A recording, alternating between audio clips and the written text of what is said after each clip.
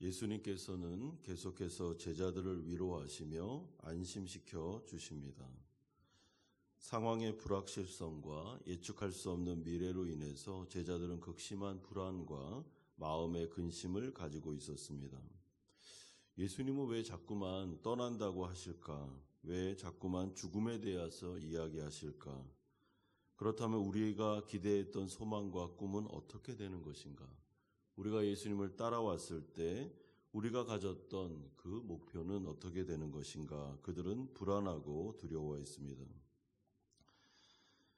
이 세상을 살아갈 때 이러한 불안과 두려움은 신앙인으로서 우리가 예수님을 믿는 가운데서도 존재할 수 있습니다. 하나님을 믿지만 우리 안에 인간적인 두려움과 불안이 내재할 수 있습니다. 그래서 하나님의 자녀가 되었음에도 불구하고 하나님의 말씀을 들었음에도 불구하고 오늘 나오는 제자들로 인해서 제자들과 같이 상황과 환경이 어려워질 때 우리도 동일하게 이런 두려움에 빠질 수 있음을 기억하셔야 됩니다.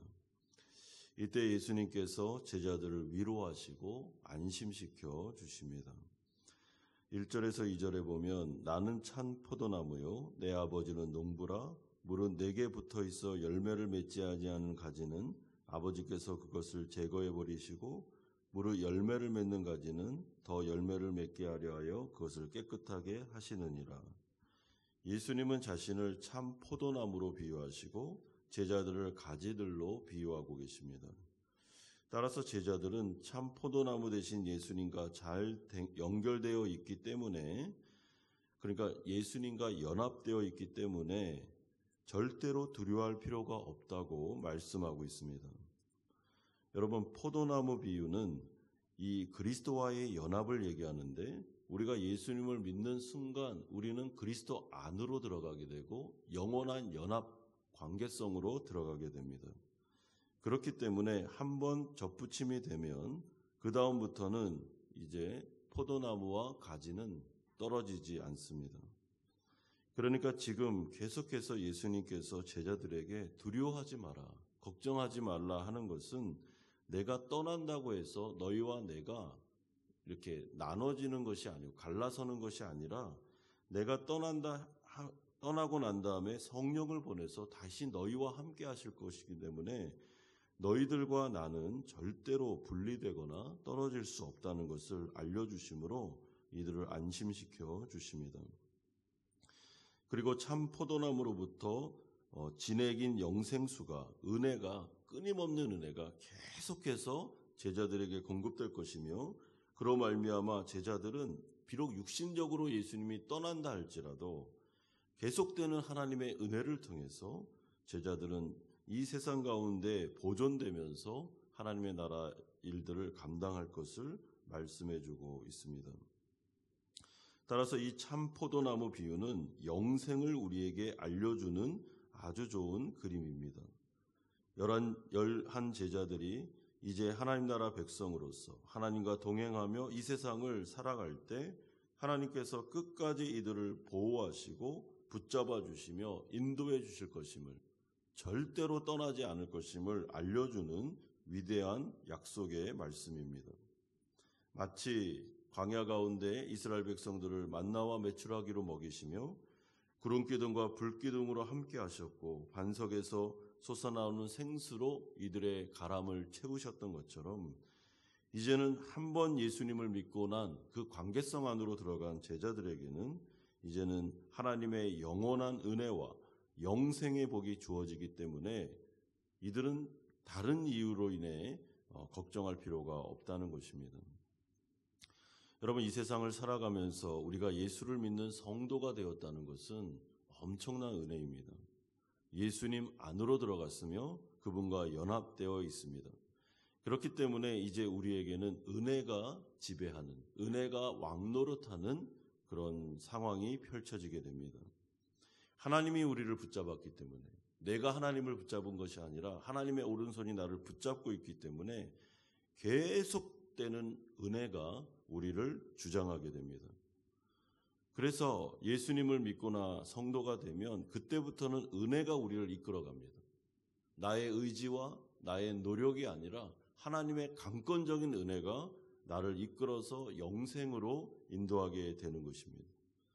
그러므로 하나님을 믿으니 또 예수 그리스도를 믿기 때문에 우리는 두려워할 것이 아니라 믿음을 가지고 이 세상을 담대하게 살아가면 됩니다. 그러므로 예수님은 제자들에게 너희들은 두려워할 필요가 없으며 이제 너희들이 해야 될 일이 있는데 힘써야 될 일이 무엇인지를 알려주고 있습니다. 그것은 내 안에 거하라, 내 사랑 안에 거하라 라고 말씀합니다. 여러분, 여기서 내 안에 거하라, 내 사랑 안에 거하라 라는 말은 내 말씀을 절대적으로 신뢰함으로 말미암아 나만을 의지하며 순종하는 삶을 살아라. 어제 우리가 베드로전서의 말씀을 본 것처럼 거룩하게 살아라 라는 말이 됩니다. 하나님의 말씀을 믿고 성경에 기록된 대로 거룩하게 산다는 것은 하나님을 닮아가는 삶을 말합니다. 그러니까 오늘 본문에 보면 예수님을 닮아가는 인생을 살아라 라는 것과 동일합니다. 그렇다면 하나님의 계명은 무엇이겠습니까? 12절에 내 계명은 곧 내가 너희를 사랑한 것 같이 너희도 서로 사랑하라 하는 이것이니라. 여러분, 거룩하게 산다, 하나님을 닮아간다라는 것은 예수님께서 이 땅에 오셔서 하신 일을 잘 주목해보고 그분이 이 땅에서 뭘 하셨지? 그럼 나는 그분을 어떻게 닮아가야 되지를 고민하는 것입니다. 예수님이 이 땅에 오셔서 하신 일은 하나님 아버지가 그에게 주신 계명을 순종함으로 절대 복종함으로 그것을 이루는 것이었는데 하나님 아버지가 예수님께 주신 사명은 인간들을 사랑하는 것이었습니다. 그래서 십자가에 모든 것을 다 내어줄, 자신의 모든 걸 내어주고 그들을 사랑함으로 그들을 살리는 일을 하신 것이 예수님이 하신 일입니다. 그러므로 지금 서로 사랑하라라는 말은 제자들에게 너희들이 이 세상에서 살 때 나를 본받아서 내가 이제 어떤 인생을 살았는지를 잘 주목해보고 그 다음부터는 너희들도 똑같이 따라서 하면 된다라는 것이죠. 예수님이 십자가 지심으로 피 한 방울까지 다 쏟으시고 사랑이 무엇인지를 보여주시고 그리고 인간을 사랑해 주셨던 것처럼 이제 제자들은 두려워할 게 아니고 주님이 끊임없이 주시는 은혜의 공급을 받으면서 이 세상에서 무엇을 먹을까 무엇을 입을까 염려하지 말고 제자들에게 주신 사명, 어떻게든지 이곳에 예수님을 닮아 사랑을 실천하고 다른 영혼을 살리는 일에 너희들이 전념을 해라. 그러면 하나님께서 엄청난 은혜를 주실 거라고 말씀합니다.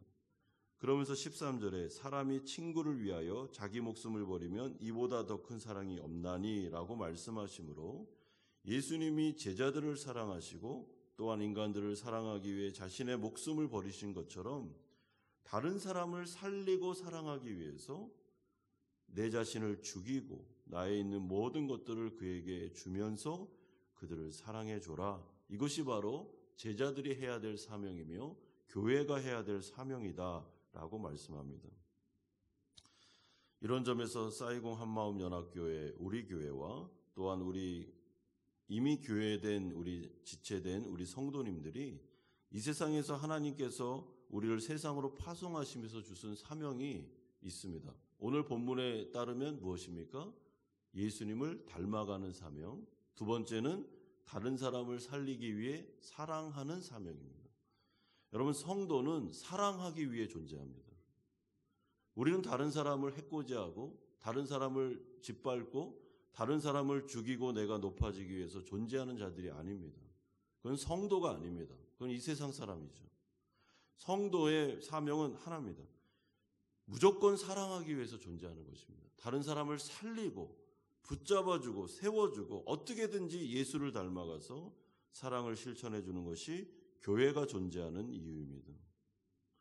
여러분, 우리 한마음교회가 여기 호치민에 우리 떵번 지역에 있는데 우리가 여기 존재하는 이유는 사랑을 베풀려고 있는 것입니다.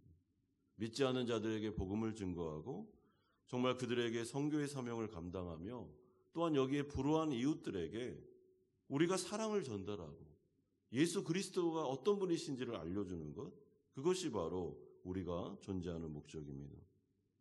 성도님들이 회사 생활하고 그리고 사업장에서 사업을 하시며 또한 가정을 이루고 또한 이 사회 안에서 살아갈 때 성도는 우리 주위에 있는 이웃을 내 몸처럼 사랑하셔야 됩니다.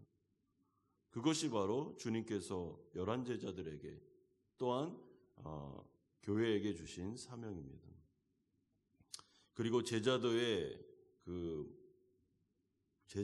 방법, 제자도의 목적은 바로 사랑하는 존재가 되도록 만드는 것입니다.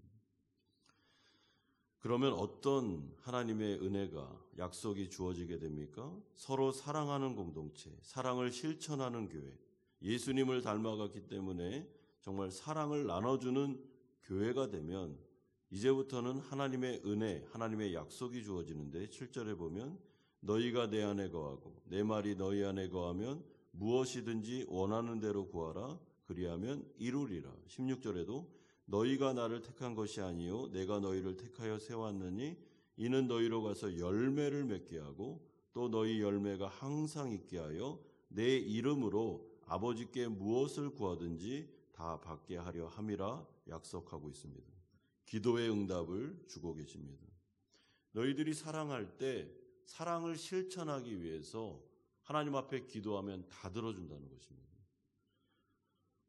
어떤 사람을 사랑하고 싶어서 그를 도와주고 싶은데 나에게 돈이 없으면 기도하라는 것입니다. 하나님께서 공급해 주신다는 거죠. 그 사람 살리기 위해서 내가 기도하는데 안 들어주시겠냐라는 것이 하나님의 약속입니다.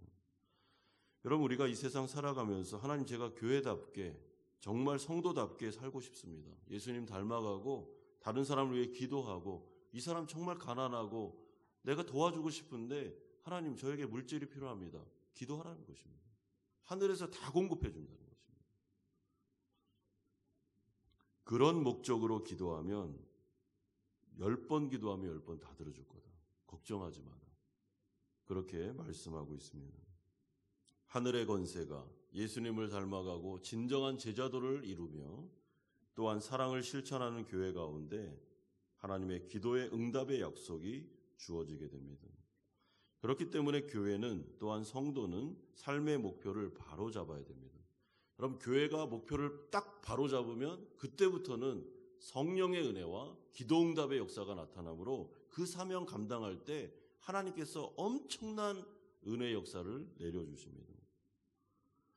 여러분, 교회는 이 세상 가운데 우리를 뽐내기 위해서, 우리를 드러내기 위해서 존재하는 공동체가 아니고 하나님을 사랑하고 이웃을 사랑하기 위해 존재하는 공동체임을 기억하면서 우리 교회도 이제는 이 호치민 땅에 있는 불우한 이웃들과 또한 교회 안에 존재하는 연약한 성도들, 우리에게 주어진 우리 주위에 있는 모든 사람들을 사랑하고 살리고 도와주는데 목표를 딱 세우고 거기에 재정과 물질과 우리의 시간과 우리의 에너지를 집중해서 하나님 사랑, 이웃 사랑으로 나아갈 때 기도 응답의 역사, 하나님이 공급해 주신 은혜, 하나님이 주시는 그 만나와 메추라기를 통해서 하나님의 사명을 감당할 수 있음을 우리에게 알려주고 계십니다.